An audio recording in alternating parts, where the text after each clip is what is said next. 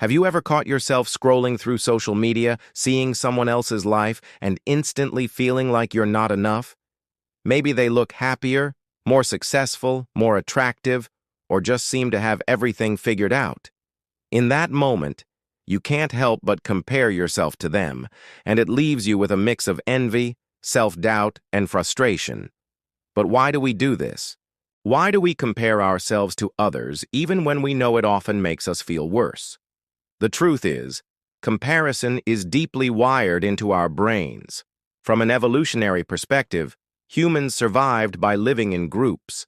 Being part of a tribe meant safety, food, and protection. But it also meant competition. Competition for status, resources, and opportunities. Our ancestors constantly measured themselves against others to figure out where they stood in the group. That instinct is still with us today, even though we live in a very different world. Your brain uses comparison as a tool to understand your place in society. It asks, am I doing well? Am I falling behind? Am I keeping up with others? This mechanism was meant to motivate us to improve, to learn, and to grow by observing what others were doing. But in the modern world, comparison has become amplified in ways our brains were never designed to handle. Think about it. Social media gives us a window into everyone's highlights, their best moments, their filtered smiles, and their biggest achievements. When you see that, your brain doesn't say, this is just a curated snapshot. It says, this is reality, and I'm falling behind. The danger is that we usually compare our worst days to other people's best days. We see their victories, but not their struggles. We see their smiles, but not their tears. And yet, our brain treats the comparison as real, leaving us feeling less worthy. Another reason we compare is because of something called the status ladder. Our minds are always scanning for where we stand in the hierarchy. Are we above, below, or equal to the people around us?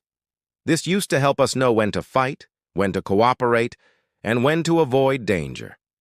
But now it often translates into chasing validation, likes, or external markers of success. We end up tying our sense of self-worth to how we measure up against others.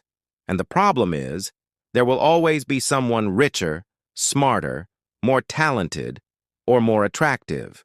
So if your self-worth depends on comparison, you'll never feel like you're enough. But here's the interesting part. Comparison itself isn't always bad. When used wisely, it can inspire us, push us to grow, and show us what's possible. Seeing someone else succeed can spark the thought, if they can do it, maybe I can too. The key difference lies in whether comparison motivates you or destroys you. If it drives you to learn, improve, and celebrate progress, it can be a powerful tool. But if it leaves you feeling jealous, bitter, or hopeless, then it becomes toxic. At the end of the day, your brain compares because it's trying to protect you, trying to guide you, and trying to help you find your place in the world. It's not a flaw, it's human nature. But you have the power to control how you respond to it.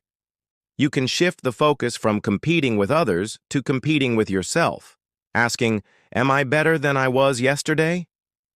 That's the only comparison that truly matters.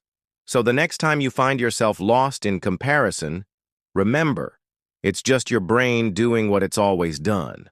And the real freedom comes when you stop measuring your worth against others and start defining it for yourself. That's the secret to turning comparison from something that drains you into something that empowers you.